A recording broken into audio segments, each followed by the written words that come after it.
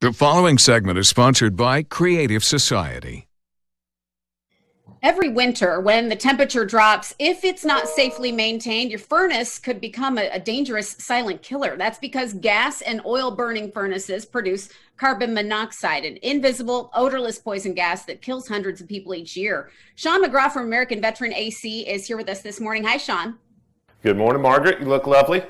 Well, thank you too. You got your new haircut, looking good as well. We were talking about how there's nothing to be concerned about, especially when good maintenance is in place. We talked about carbon monoxide poisoning last week, but it's worth a little bit more in-depth conversation.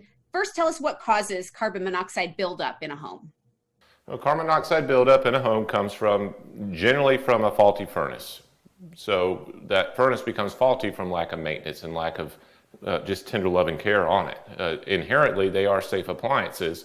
But just like any other safe appliance, if you don't keep up with it, if you don't keep up with the regular maintenance, things of that nature, then small problems become big problems, and eventually, yes, it could become into something that is a danger in your home if it's not looked after.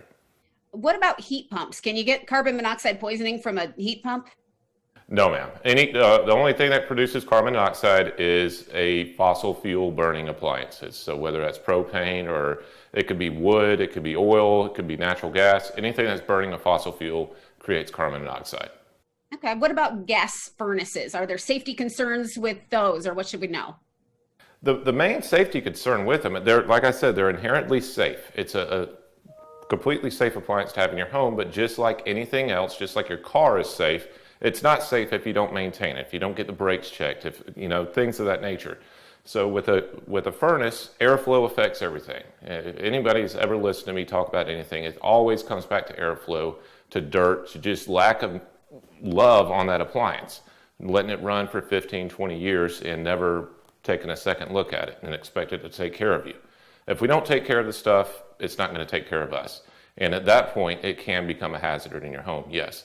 But with all that said, just regular maintenance on your furnace, a qualified technician that gets out there that knows how to check the gas pressures, make sure it's not overfiring on the furnace, knows to check for the airflow, knows to make sure that all the safeties on that furnace are wired in properly and operating as they were designed to do, and test them, then that is your first defense right there. And that's just taking care of the stuff that you own.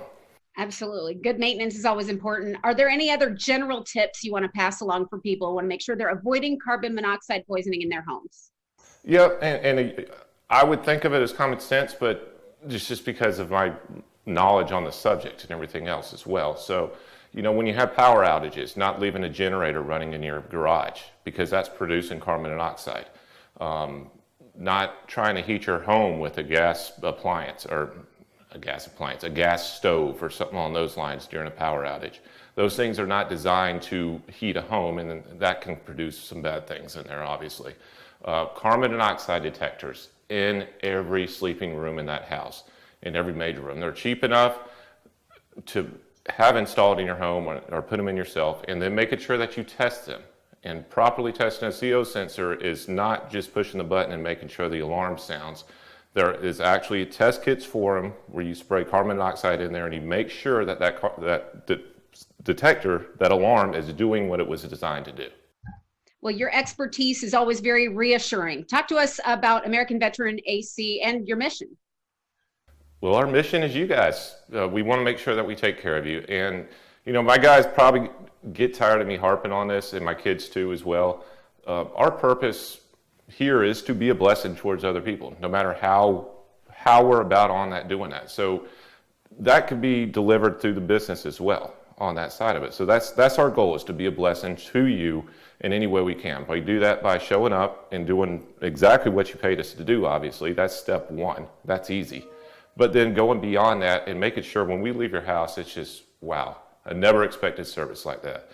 And we can do that individually on everything we do. We have a campaign going all the time. We call it Be the Blessing. And that's just an encouragement to everybody else. You can be a blessing somewhere, somehow, even if it's just saying how lovely you look today.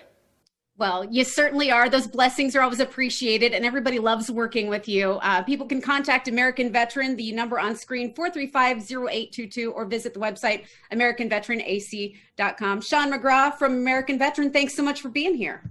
Thank you, Margaret. You have a wonderful day.